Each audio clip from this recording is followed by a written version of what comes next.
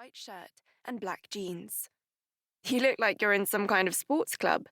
Let me guess. Kendo. No, judo. Not exactly, smiled Kyosuke.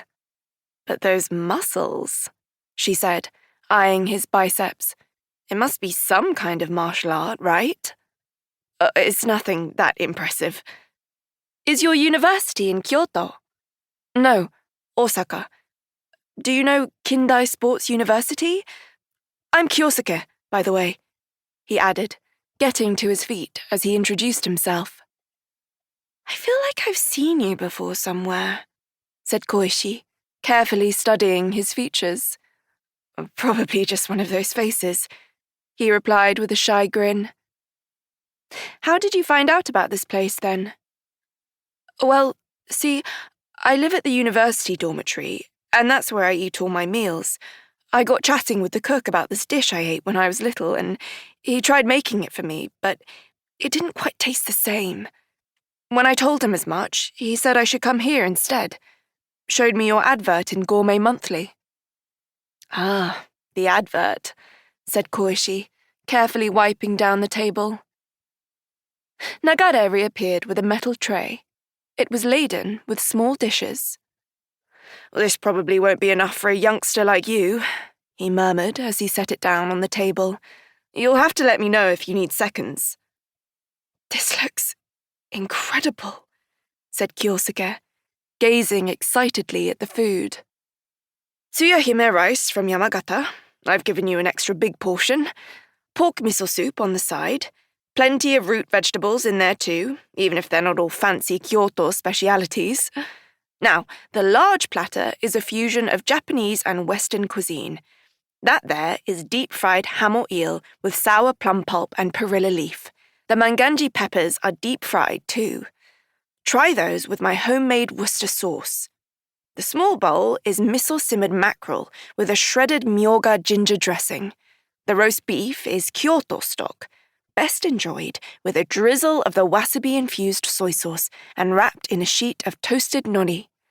As for the teriyaki-style duck meatballs, you can dip those in the accompanying quail egg yolk. Chilled tofu garnished with the minced skin of the hamo eel and, finally, deep-fried camel aubergine with a starchy curry sauce. Enjoy!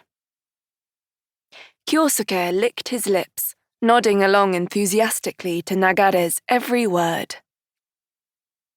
The food isn't always this fancy, you know, said Koishi with a wink. Dad got all excited when he saw we had an eligible young bachelor visiting, and now he's pulling out all the stops.